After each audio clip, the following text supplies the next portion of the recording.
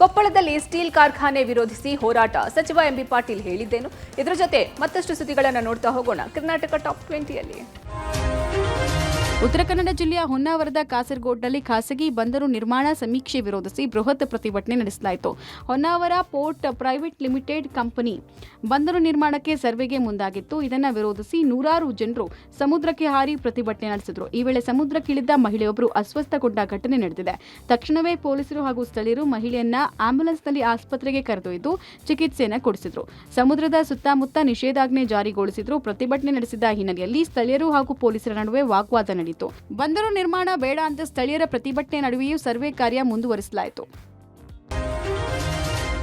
ಬೆಂಗಳೂರು ಅಭಿವೃದ್ಧಿ ವಿಚಾರವಾಗಿ DCM DK Shivakumar ವಿರುದ್ಧ ಇತ್ತೀಚೆಗೆ ಉದ್ಯಮಿ ಮೋಹನ್ ದಾಸ್ ಪೈ ಕಿಡಿಕಾರಿದ್ರು. ಇದಕ್ಕೆ ತಿರುಗೇಟು ಕೊಟ್ಟಿರುವ ಸಚಿವ ಪ್ರಿಯಾಂಕ್ ಖರ್ಗೆ ಕೇಂದ್ರ ಸರ್ಕಾರದಲ್ಲಿ ಉನ್ನತ ಸ್ಥಾನ ಪಡೆಯಲು ಮೋಹನ್ ದಾಸ್ ಪೈ ರಾಜ್ಯ ಸರ್ಕಾರದ ವಿರುದ್ಧ ಮಾತನಾಡ್ತಿದ್ದಾರೆ ಅಂತ ಏಕವಚನದಲ್ಲಿ ವಾಗ್ದಾಳಿ ನಡೆಸಿದ್ದಾರೆ. ಮೋಹನ್ ದಾಸ್ ಪೈ ರಸ್ತೆ ಗುಂಡಿಗಳ ಬಗ್ಗೆ ಮಾತನಾಡಿಲ್ಲ, ಅವರು ನಮ್ಮ ಬಗ್ಗೆ ಮಾತನಾಡಿದ್ದಾರೆ. ಮೋಹನ್ ದಾಸ್ ಪೈಗೆ ಕೇಂದ್ರದಲ್ಲಿ ಉನ್ನತ ಸ್ಥಾನ ಬೇಕಾಗಿದೆ, ಹೀಗಾಗಿ ಅವರು ಮಾತನಾಡ್ತಿದ್ದಾರೆ. ಸಕಾರಾತ್ಮಕ ಸಲಹೆಗಳನ್ನ ಕೊಟ್ರೆ ನಾವು ಮಾಡಬಹುದು. ಹಿಂದೆ ಎಲ್ಲ ಟಾಸ್ಕ್ ಫೋರ್ಸ್ ನಲ್ಲಿ ಇವರೇ ಇದ್ರು, ಈಗ ಸೋಷಿಯಲ್ ಮೀಡಿಯಾ ವಾರಿಯರ್ಸ್ ಆಗಿದ್ದಾರೆ ಅಂತ ಲೇವಡಿ ಮಾಡಿದ್ದಾರೆ. ಕೆಲವರಿಗೆ ರಾಜ್ಯ ಸರ್ಕಾರದ ವಿರುದ್ಧ ಮಾತನಾಡಿ ಕೇಂದ್ರದ ಯಾವುದಾದ್ರೂ ಹುದ್ದೆ ಪಡೆಯಬೇಕು, ಅದಕ್ಕೆ ತಕ್ಕ ಹಾಗೆ ಅವರು ಮಾತನಾಡ್ತಿದ್ದಾರೆ. ಬಿಜೆಪಿ ಇದ್ದಾಗ ಈ ಸಮಸ್ಯೆ ಇರಲಿಲ್ವಾ, ಯಾಕೆ ಅವರು ಅವತ್ತು ಹೇಳಿಲ್ಲ ಅಂತ ಪ್ರಿಯಾಂಕ್ ವಾಗ್ದಾಳಿ ನಡೆಸಿದ್ದಾರೆ. ಅದೇ ನಮ್ಮ ಬಗ್ಗೆ ನೀನೇನ್ ಮಾಡಿದ್ಯಾ ಅಂತ, ಅವ್ರ ಸರ್ಕಾರ ಇದ್ದಾಗ ಅವ್ರೇನ್ ಮಾಡ್ಬೋದಾಗಿತ್ತು ಅಂತ ಎಲ್ಲೂ ಹೇಳಿಲ್ಲ. ನೋಡಿ, ಅವರಿಗೆ ಏನೋ ಉನ್ನತ ಸ್ಥಾನ ಬೇಕಾಗಿದೆ ಅಲ್ಲಿ. ನಮಗೆ ಈಗ ಸಕಾರಾತ್ಮಕವಾಗಿ ಅವ್ರೇನಾದರೂ ಟೀಕೆ ಟಿಪ್ಪಣಿಗಳು ಕೊಟ್ಟರೆ ನಾವು ಮಾಡ್ಬೋದು. ಇವರೇ ಅಲ್ವಾ ಇದ್ದಿದ್ದು ಎಲ್ಲ BATF, ಅದು ಯಾವುದೋ ಟಾಸ್ಕ್ ಫೋರ್ಸು, ಈ ಟಾಸ್ಕ್ ಫೋರ್ಸು, ಆ ಟಾಸ್ಕ್ ಫೋರ್ಸು ಅಂತ ಎಲ್ಲರೂ ಇದ್ರಲ್ಲ ಸ್ವಾಮಿ ಇವ್ರುಗಳೇ. ಈಗೆಲ್ಲ ಬಂದು ಸೋಷಿಯಲ್ ಮೀಡಿಯಾ ವಾರಿಯರ್ಸ್ ಆಗ್ಬಿಟ್ಟಿದ್ದಾರೆ.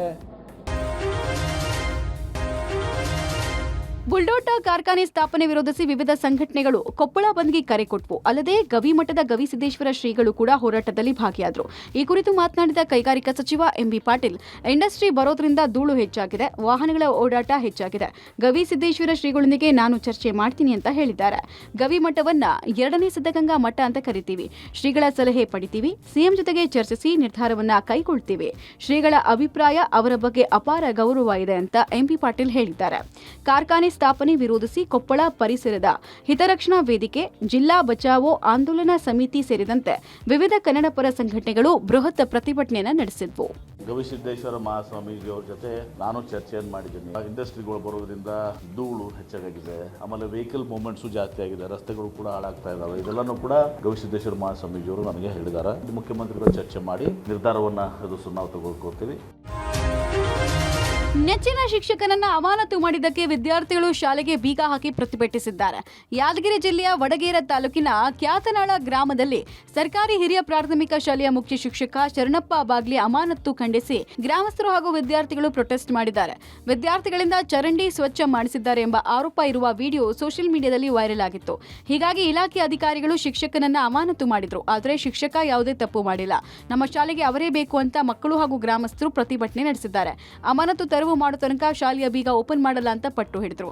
ಸ್ಥಳಕ್ಕೆ ಬಂದ ಯಾದಗಿರಿಯ DDPI ಚನ್ನಬಸಪ್ಪ ಜೊತೆ ಗ್ರಾಮಸ್ಥರು ವಾಗ್ವಾದ ನಡೆಸಿದ್ರು. ಪ್ರಯಾಗ್ರಾಜ್ನಲ್ಲಿ ನಡೀತಾ ಇರುವ ಕುಂಭಮೇಳಕ್ಕೆ ಹೋಗ್ತಾ ಇದ್ದ ವಿಜಯಪುರದ ಇಬ್ಬರು ರಸ್ತೆ ಅಪಘಾತದಲ್ಲಿ ಸಾವನ್ನಪ್ಪಿರುವ ಘಟನೆ ಗುಜರಾತ್ನ ಪೋರ್ಬಂದರ್ ಸಮೀಪ ನಡೆದಿದೆ. ಚಡಚಣ ಪಟ್ಟಣದ 55 ವರ್ಷದ ವಿಶ್ವನಾಥ್ ಅವಜಿ ಹಾಗೂ 40 ವರ್ಷದ ಮಲ್ಲಿಕಾರ್ಜುನ್ ಸದ್ದಲಗಿ ಮೃತಪಟ್ಟಿದ್ದಾರೆ. ಚಡಚಣ ಪಟ್ಟಣದಿಂದ ಚಾಲಕ ಸೇರಿ 17 ಮಂದಿ ಮ್ಯಾಕ್ಸಿ ಕ್ಯಾಬ್ನಲ್ಲಿ ಮಹಾಕುಂಭಮೇಳಕ್ಕೆ ತೆರಳಿದ್ರು. ಈ ವೇಳೆ ಮ್ಯಾಕ್ಸಿ ಕ್ಯಾಬ್ ಗುಜರಾತ್ನ ಪೋರ್ಬಂದರ್ ಸಮೀಪ ನಿಂತಿದ್ದ ಟಿಪ್ಪರ್ಗೆ ಡಿಕ್ಕಿಯಾಗಿದೆ. ಭೀಕರ ಅಪಘಾತದಲ್ಲಿ ಇಬ್ಬರು ಸ್ಥಳದಲ್ಲೇ ಸಾವನ್ನಪ್ಪಿದ್ದು 4 ಪ್ರಯಾಣಿಕರಿಗೆ ಸಣ್ಣ ಪುಟ್ಟ ಗಾಯಗಳಾಗಿದೆ. ಗಾಯಾಳುಗಳಿಗೆ ಪೋರ್ಬಂದರ್ನ ಸಾರ್ವಜನಿಕ ಆಸ್ಪತ್ರೆಯಲ್ಲಿ ಚಿಕಿತ್ಸೆ ನೀಡಲಾಗ್ತಾ ಇದೆ. ಚಾಲಕ ನಿದ್ದೆ ಮಂಪರ್ನಲ್ಲಿದ್ದಾಗ ಈ ಅಪಘಾತ ಸಂಭವಿಸಿದೆ ಅಂತ ಶಂಕಿಸಲಾಗಿದೆ. ಘಟನಾ ಸ್ಥಳಕ್ಕೆ ಪೊಲೀಸರು ಭೇಟಿ ಕೊಟ್ಟು ಪರಿಶೀಲನೆ ನಡೆಸಿದರು. ಯುವಕನೊಬ್ಬ ಪ್ರೇಯಸಿ ಹಾಗೂ ತನ್ನ ಕುಟುಂಬದ 5ರನ್ನ ಹತ್ಯೆ ಮಾಡಿ ಅಟ್ಟಹಾಸ ಮೆರೆದಿದ್ದಾನೆ. ತಿರುವನಂತಪುರದ ವೆಂಜರಮುಂಡುವಿನಲ್ಲಿ 23 ವರ್ಷದ ಆರೋಪಿ ಅಫ್ಘಾನ್ ತನ್ನ ಕುಟುಂಬಸ್ಥರನ್ನೇ ಮನಬಂದಂತೆ ಕೊಂದು ವಿಕೃತಿ ಮೆರೆದಿದ್ದಾನೆ. 13 ವರ್ಷದ ಸಹೋದರ, 80 ವರ್ಷದ ಅಜ್ಜಿ ಹಾಗೂ ಪ್ರೇಯಸಿ ಸೇರಿ 5 ಜನರನ್ನ ಕೊಂದು ಪೊಲೀಸ್ ಠಾಣೆಗೆ ಶರಣಾಗಿದ್ದು ತಪ್ಪೊಪ್ಪಿಕೊಂಡಿದ್ದಾನೆ.